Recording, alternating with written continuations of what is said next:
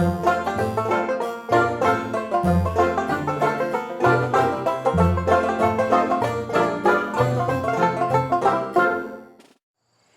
everybody, welcome to the Jada and Stitches show. Today on the show, we're outside. We're welcoming in the first day of fall. And as such, I have a cute little pattern for you today. We're going to play with color and how it changes our perception of a pattern. What am I talking about? Well, this is a super cute little banana. This is a super cute little ear of corn. It's the exact same pattern, but depending on what set of colors you do it in, changes your perception on what kind of a fruit or vegetable it actually is. So I thought we would have some fun with our scraps and make ourselves some little fun food or some keychains, whatever you want to do with these. These are really cute. I love them. I'm already wearing one on my purse. This is, for the fall. Anyway, grab your scraps, grab your hook, tap that like button if you like fun food like I do. Let's head to the craft table inside and make ourselves some bananas and ears of corn.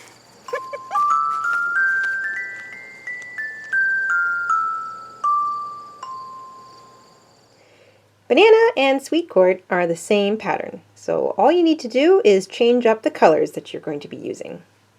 In order to make banana, you're going to need white and yellow. I'm using acrylic 4-ply worsted weight yarn. If you're going to make sweet corn, you need yellow and green. You don't need very much of any of these. In fact, the amount of yarn here that I've got, I could probably make 4 or 5, maybe even 6 or 7 of these little guys. You're going to need a little bit of stuffing. You're going to want a pair of scissors, a yarn needle. I'm using a 4.25 millimeter hook, or a G6. You're also going to want a couple of little beads for the eyes, some embroidery floss to sew on the eyes and put in a simple little mouth. And in order to do that, you're going to need a needle with an eye large enough to fit through both your beads and also to fit your embroidery floss. And once you've got all those things together, we can get going. I'm going to make a corn. And if you're going to make a corn, you want to start with your yellow. If you're making banana, you want to start with your white. To begin, we're going to make a cinch circle.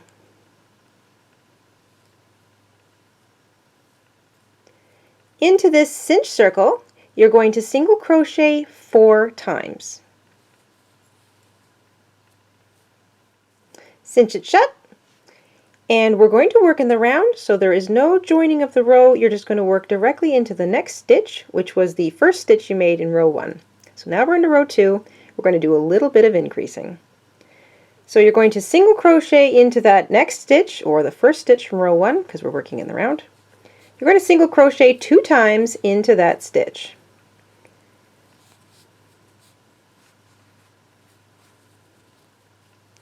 Into the next stitch, you're going to single crochet once.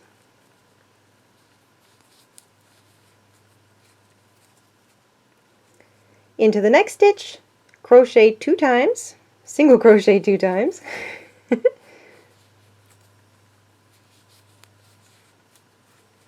And single crochet once into the next stitch. So what we've done is we've gone from a stitch count of 4 in row 1 to a stitch count of 6. So if you want to double check and count all your stitches all the way around, you should have 6. We're not done increasing yet. We're going to do one more row of increase. So into the next stitch, you're going to single crochet 2 times.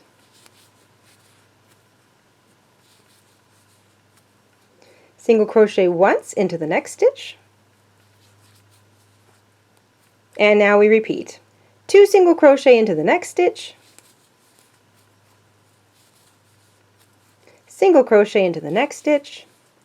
And one more time, 2 single crochet into the next stitch. And 1 single crochet into the last stitch. So now we've gone from a stitch count of 6 in row 2 to a total stitch count of 9. You should have 9 all the way around. And from here on out, it's just straight single crochet. You're going to single crochet in each stitch all the way around for a total of 9 rows. So we've worked row 1, row 2, and row 3. You're going to work rows 4 through 9, just single crocheting in each stitch all the way around. Alright, I have completed 9 rows, and I'm going to show you my little trick. Here's that first row I created. You can see the round circle and you can see where it turns into row 2, that little bump. That's my start point. So I'm going to make sure that I single crochet all the way around. This doesn't change your stitch count, just so that my last stitch is in alignment with that little start or that bump. And that'll give me a nice even 9 rows. Now you want to grab some stuffing and lightly stuff your corn or banana. You don't want too much because now we're going to start to decrease and you don't want it sort of getting in the way of your crochet hook. So on to row 10, we are now working a decrease row. We are going to single crochet the next 2 stitches together.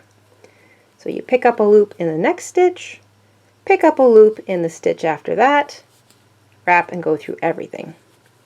Single crochet into the next stitch, single crochet the next 2 together, single crochet into the next stitch, single crochet the next 2 together, and single crochet into the last stitch. So now we're back down to a total stitch count of 6. You can add a little more stuffing here, just a tiny wee little amount. You don't want this to be overstuffed because you don't want your stuffing to sort of show through your little bits and pieces here, your little spaces. We're going to do one more row of decrease. So hang on, this is going to get a little tight. You're going to single crochet the next 2 stitches together,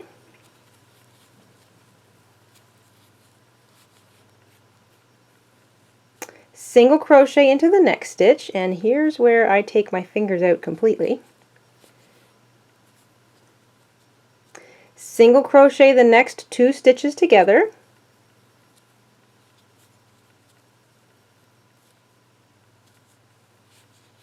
and single crochet into the last stitch. So it's pretty tight at this point. You might even be completely closed up top.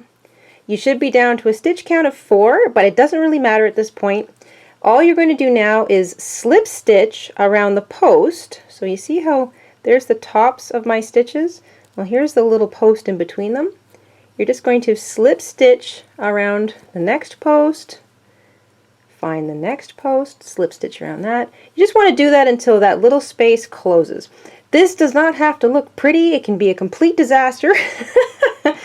All you're doing is closing it up so that the stuffing doesn't fall out, but it's okay because this is going to sit inside the husk or the pod or the peel, depending on whether you're making a banana or a corn. So just snip your yarn, fasten off. You don't need a lot of tail. And you can grab your yarn needle and just weave this in a couple of times and stuff the rest of it up into your little corn. Now that our corn, or in some cases the banana, is done, we're going to make the little peel or the husk that sits around the outside. So if you're making the corn, grab your green to make the husk. If you're making the banana, now is when you grab your yellow color. We're going to begin with a cinch circle. And this one's going to be a little easier to work. Into this cinch circle, you're going to work 5 single crochets. Once you have 5 single crochets, grab the short tail, cinch your circle shut, and like we did with the banana or the corn, we're going to continue working in the round so we're not joining with a slip stitch. Find that first single crochet you made and work 2 single crochet into it. In fact, you're going to work 2 single crochet into each stitch all the way around for row 2. You'll go from a stitch count of 5 to a stitch count of 10. At the end of row 2, you should have 10 stitches all the way around. We've got one more little increase to do. In the beginning of row 3, so the very next stitch, you're going to single crochet 2 times. Now you're going to single crochet once into each of the next 4 stitches.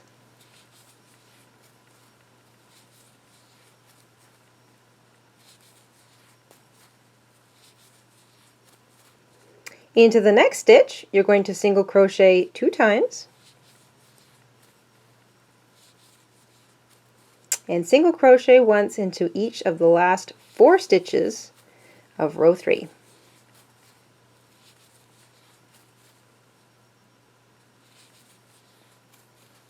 All right.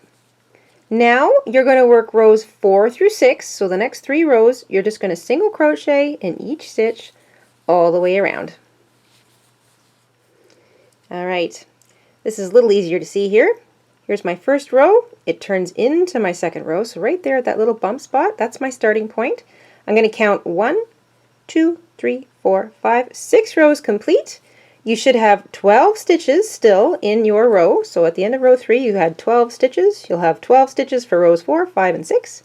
And my last stitch is in alignment with that little bump spot, my little beginning place. Now, don't fasten off, because now we're going to create these cute little peel backs that are give this corn sort of that husky little half peeled look. And same for our little banana. It looks like he's getting peeled, ready to eat. We're going to single crochet into each of the next 4 stitches.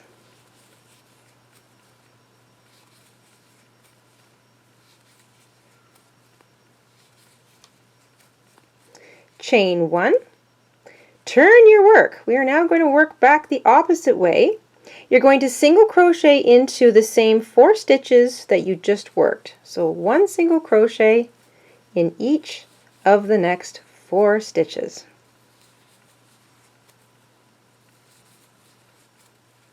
Chain 1. Turn your work. We're looking at the outside again now. We're going to single crochet 2 together twice. So we'll single crochet the first set of stitches together, and now we'll single crochet the last set of stitches together. So you're going to go from a little row of 4 stitches to an even smaller row of 2 stitches. Chain 1, turn your work. Now we're looking at the inside again. Single crochet those 2 last stitches together. So you're going from 2 to 1. Chain 1, turn your work. You should have something that looks like this. You're looking at the outside now.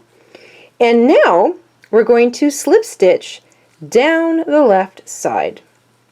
You're going to work the first slip stitch into that first or that last stitch that you created, so right across the top of that stitch, and pull it a little tighter than you normally would. Work the second one into, just find a piece of the side of your little leaf. You're going to work 4 slip stitches in total down the side of this little peel. And you're going to try and pull them a little tighter than you normally would. So find a place to work. This is number 3. I'm going to work my last one into the side of this stitch here. So I'm going to pick up both pieces of it. Pull it as tight as I can. And the last slip stitch, so you work 4 down the side of the peel, and then you work one last one into that same stitch that the peel comes out of. So you see, this would be the next stitch along the husk. This stitch was previously worked. You're going to put a slip stitch right in there. Now, why are we pulling it tightly? Well, it creates this nice, neat little kind of curve, but it tends to want to pull the actual corner down. So you get this natural and cute peeled look happening. Okay, let's make the next one. You're going to not chain, so you've slip stitched. You're just going to work directly into the next stitch. You're going to single crochet across the next 4 stitches and repeat the leaf you just did all over again. So single crochet into the next 4 stitches. Chain 1, turn your work. You're looking at the inside. Single crochet into each of those 4 stitches. And don't be confused when you get back to the corner here. This one looks a little funny. It's on a bit of an angle, but that is a stitch, so make sure you work it. Chain 1, turn your work. We're looking on the outside. We single crochet 2 together 2 times.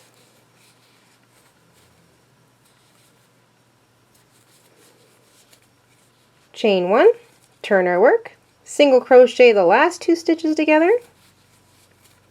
Chain 1, turn our work one last time, and like before, you're going to slip stitch 4 times down the side of your little peel, and then once into that same stitch that your peel comes out of. And then you're going to repeat it one more time for your third peel.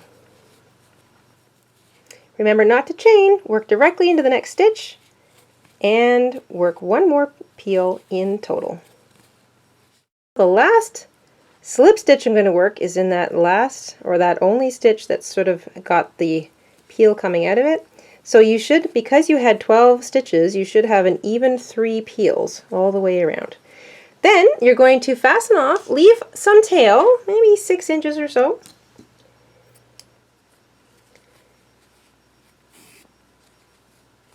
And here is where we join our 2 pieces together.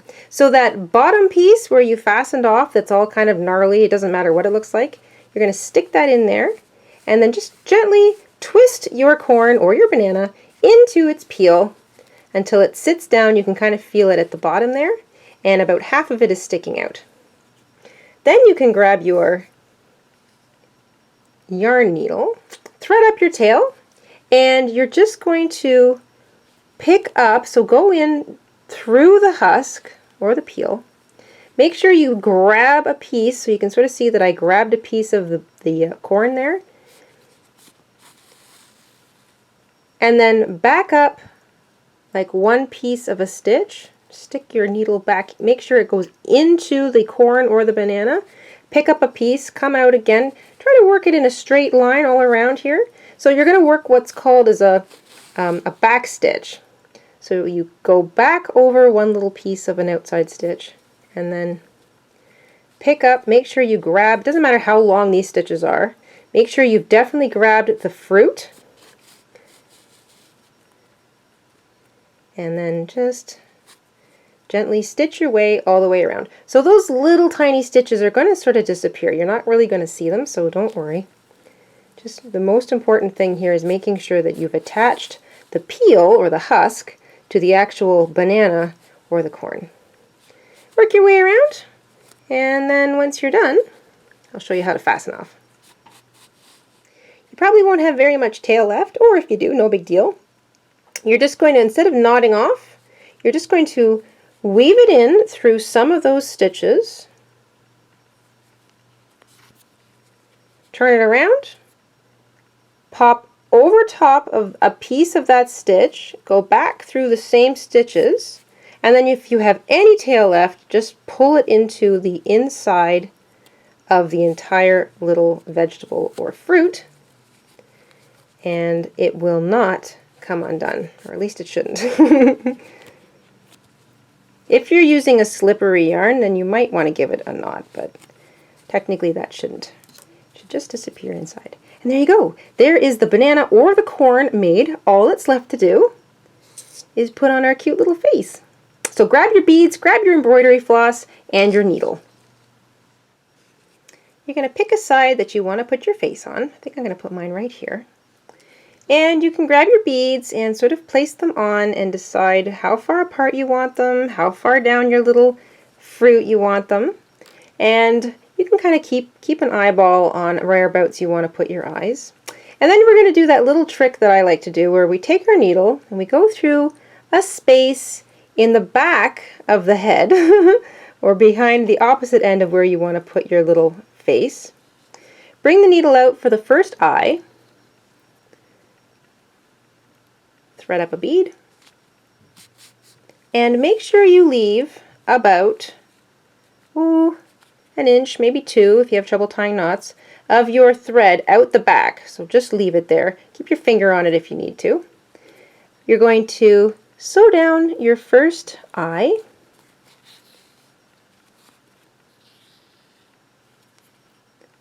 Go through it a second time.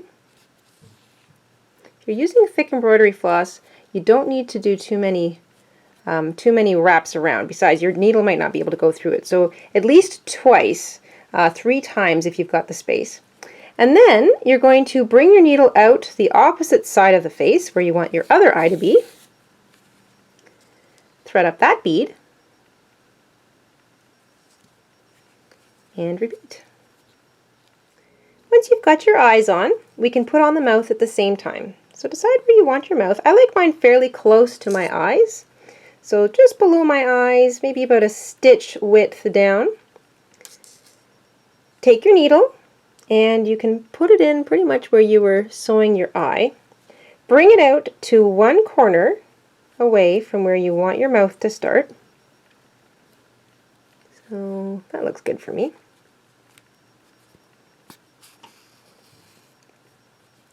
Now you're going to do another funky little trick. Where you want your mouth to end, so you can kind of fiddle with your string, kind of lay it out there, see how much of a mouth you want.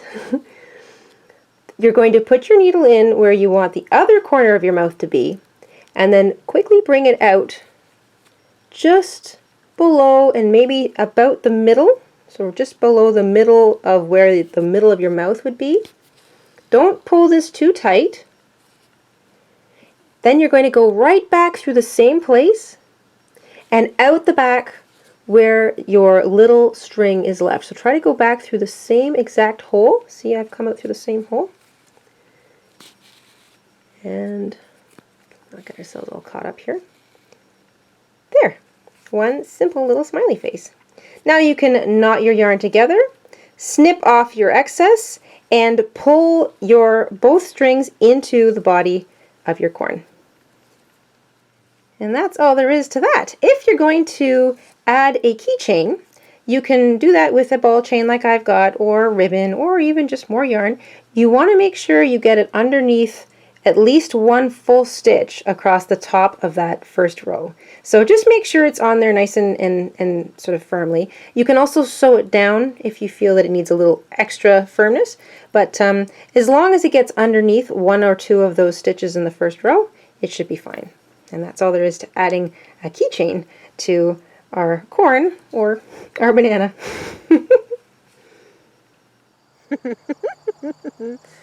And that is banana and ear of corn. Cute little amigurumis, either on a keychain or just to play with.